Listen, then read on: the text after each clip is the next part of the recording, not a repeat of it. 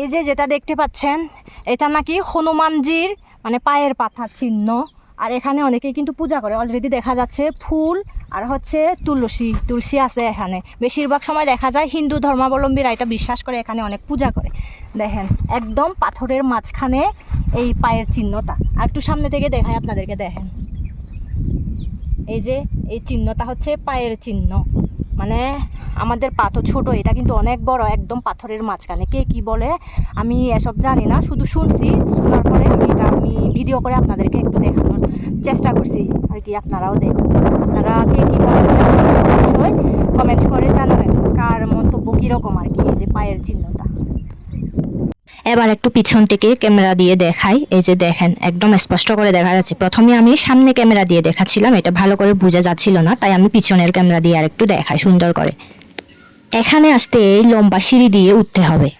অনেক দূর হেঁটে আসার পরে আমরা একটা পুকুরে পৌঁছে গেলাম। এই পুকুরে নাকি স্নান করা যায় না, এখানে স্নান করলে 5,000 টাকা জরিমানা দিতে হবে। কিন্তু এখানে যে পানিটা দেখতে পাচ্ছেন, এখান থেকে যদি কোনো অসুস্থ রোগ ব্যাধি থাকলে এখান থেকে পানি পান করলে নাকি সুস্থ হয়ে যায়। আর এই যে সাইনবোর্ডটা দেখতে পাচ্ছেন, এই মূর্তিটা যখন পানিটা শুকিয়ে যায় তখন এই মূর্তিটা বের হয় আর কি। কিন্তু এখন পানি আসে যেহেতু এখন বোঝা যায় না। তো আমরা এখানে আসার পরে অনেকটা মানে নিরিবিলি ফিল করলাম, অনেক ভালো লাগলো। এই যে পুকুরটা আমি একটু আশেপাশে দেখাই।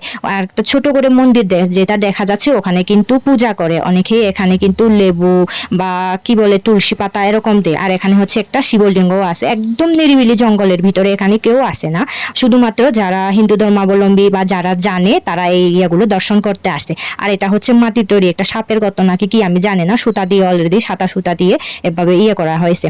আর এগুলো হচ্ছে নাগরাজার মূর্তি, যা মানে তারা যারা বিশ্বাস করে তারা এখানে এসে পূজা করে। এই যে অলরেডি দেখতে পাচ্ছেন সিঁদুর আর হচ্ছে হলুদ দিয়ে কি করে আমি জানি না, যেহেতু আমি হিন্দু ধর্মের না, এসব জানি না। তারপরে আমি সবগুলোকে সম্মান আর শ্রদ্ধা করি, যার কারণে আমি আপনাদেরকেও দেখানোর চেষ্টা করছি। যারা হিন্দু ধর্মাবলম্বী থাকেন তারা অবশ্যই বেঙ্গালোরে থাকলে এখানে আসতে পারেন।